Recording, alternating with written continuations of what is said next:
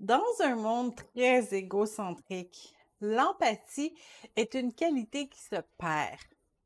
Pourtant, Jésus nous a enseigné à maintes reprises de prendre cette attitude. Et pour un célibataire, pratiquer l'empathie maintenant peut assurer le succès d'un futur mariage.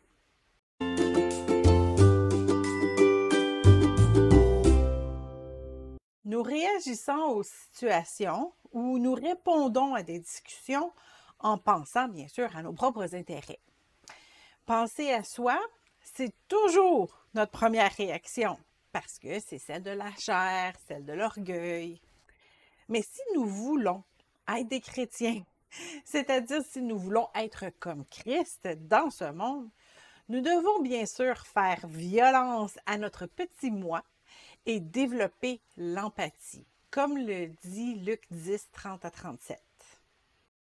D'après le dictionnaire Le Robert, le mot empathie signifie capacité de s'identifier à autrui dans ce qu'il ressent.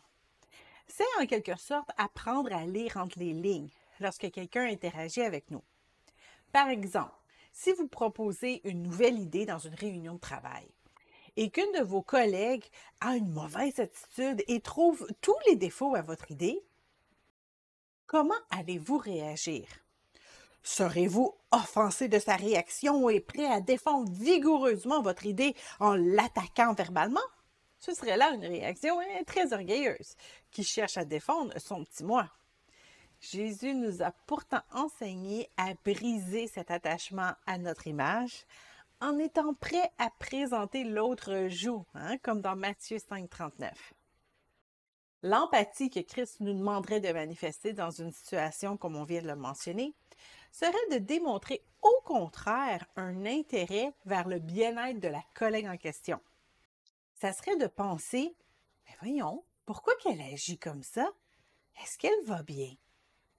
Être comme Christ serait de faire valoir nos points, mais sans exiger un appui durant la réunion, et ensuite aller parler en privé à cette collègue pour voir si elle va bien, si elle a des ennuis personnels pour lesquels nous pourrions prier pour elle ou l'aider.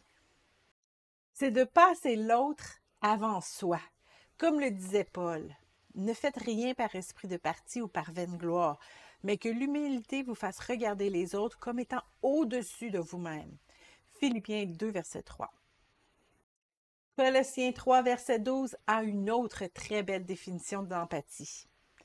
Ainsi donc, comme des élus de Dieu, saints et bien-aimés, revêtez-vous d'entrailles de miséricorde, de bonté, d'humilité, de douceur, de patience.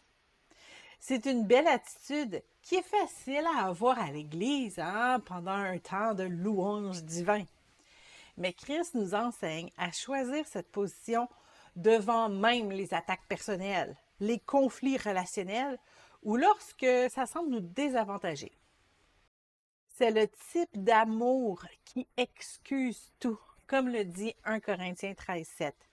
Ça ne signifie pas que nous devons laisser les autres abuser de nous, mais c'est d'être prêt à perdre un débat si ça peut nous aider à gagner notre frère ou sœur à Christ.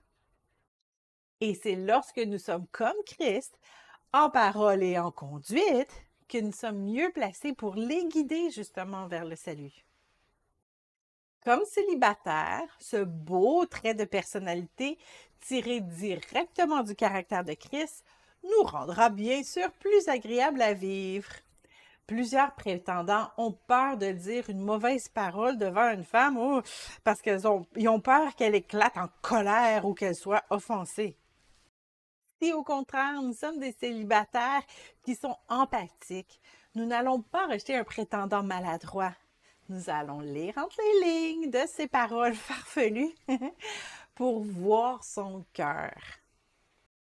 Et se pratiquer à lire entre les lignes maladroites d'un prétendant au bon cœur nous donnera aussi la capacité de discerner les cœurs mauvais derrière les beaux compliments.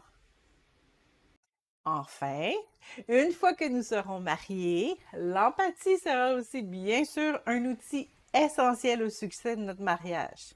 Cela nous permettra d'être moins blessés devant des réactions amères et nous disposera à considérer les intérêts de l'autre et du mariage avant les nôtres. Pour manifester l'empathie sans avoir l'impression d'être perdant, il faut être bien affermi dans notre relation avec Dieu.